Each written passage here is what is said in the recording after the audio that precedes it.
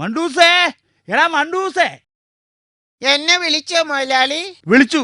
തേച്ചു വെച്ചിരുന്ന എന്റെ ഷർട്ടെല്ലാം എടുത്ത് നീ വീണ്ടും കഴുകിയോ? തേച്ച് കഴുകി വെക്കണമെന്ന് പറഞ്ഞിട്ടല്ലേ മുതലാളി രാവിലെ ഓഫീസിലേക്ക് പോയത്. ഞാൻ മുതലാളിയുടെ ഷർട്ട് എല്ലാം എടുത്ത് ആദ്യം തേച്ചു, പിന്നെ കഴുകി. ഉണങ്ങായിട്ടിരിക്കുക. ഇപ്പൊ ഉണങ്ങും മുതലാളി. എടാ കഴുതേ, മുറിയെല്ലാം തേച്ച് കഴുകണമെന്നാ ഞാൻ പറഞ്ഞത്, അല്ലാതെ തേച്ചു വെച്ചതെല്ലാം കഴുകണമെന്നല്ല. ആഹാ, മുതലാളി ചൂടാകുകയാണ്. അങ്ങനെയാണേൽ ഞാൻ മറ്റേ കാര്യം കൊച്ചമ്മയോട് പറയും. എന്ത് കാര്യമാണടാ? എന്ത് കാര്യമാണെന്നോ?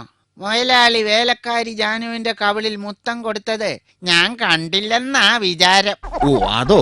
എടാ മണ്ട, നീ ഇത്ര ശുദ്ധഗതിക്കാരനായി പോയല്ലോ.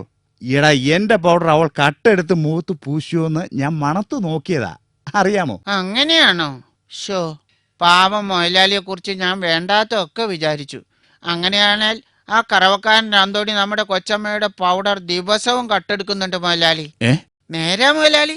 കൊച്ചമ്മയോട് ചോദിച്ചു നോക്ക്, ഞാൻ എത്ര പ്രാവശ്യം കണ്ടിരിക്കുന്നു. ആഹാ, അവൻ അത്രയ്ക്കായോ? അവനെ ഞാൻ ഇന്ന്. ഓ, ഈ മുതലാളിയുടെ ഒരു പിശുക്ക്. ഇത്തിരി പൗഡർ എടുത്തതിന് ഇങ്ങനെ ചൂടാവണോ മുതലാളി?